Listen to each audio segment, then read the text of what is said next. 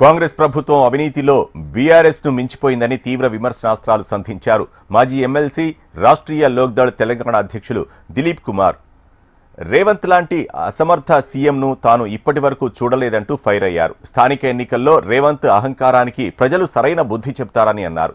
కాంగ్రెస్ హయాంలో విద్య, వైద్య, ఉపాధి రంగాలు పూర్తిగా దెబ్బతిన్నాయని రాష్ట్రీయ లోక్దళ్ ఉపాధ్యక్షులు కోమటిరెడ్డి గోపాల్ రెడ్డి వ్యాఖ్యానించారు. కొత్తగూడెం, మణుగూర్, భద్రాచలం లాంటి ట్రైబల్ ఏరియాల్లో ₹1 అభివృద్ధి కూడా జరగడం లేదని మండిపడ్డారు. కొత్తగూడెం, అశ్వారావుపేట నుంచి బరిలోకి దిగుతున్న రాష్ట్రీయ లోక్దళ్ అభ్యర్థులను ప్రజలు ఆశీర్వదించాలన్నారు. ఫుట్బాల్ గుర్తుకు ఓటు వేసి ఆర్ఎల్డీ అభ్యర్థులను భారీ మెజార్టీతో గెలిపించాలని విజ్ఞప్తి చేశారు.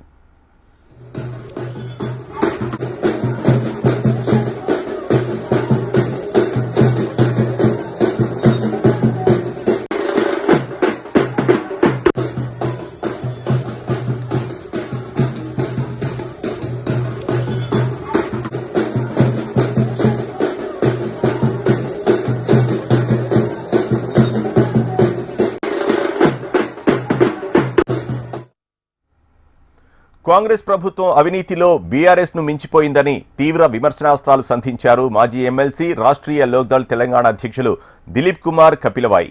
రేవంత్ లాంటి అసమర్థ సీఎంను తాను ఇప్పటివరకు చూడలేదంటూ ఫైర్ అయ్యారు. స్థానిక ఎన్నికల్లో రేవంత్ అహంకారానికి ప్రజలు సరైన బుద్ధి చెప్తారని అన్నారు.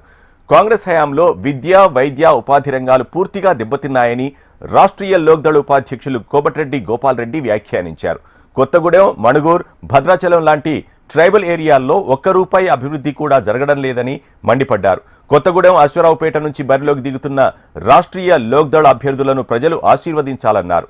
ఫుట్బాల్ గుర్తుకు ఓటు వేసి ఆర్ఎల్డీ అభ్యర్థులను భారీ మెజార్టీతో గెలిపించాలని విజ్ఞప్తి చేశారు.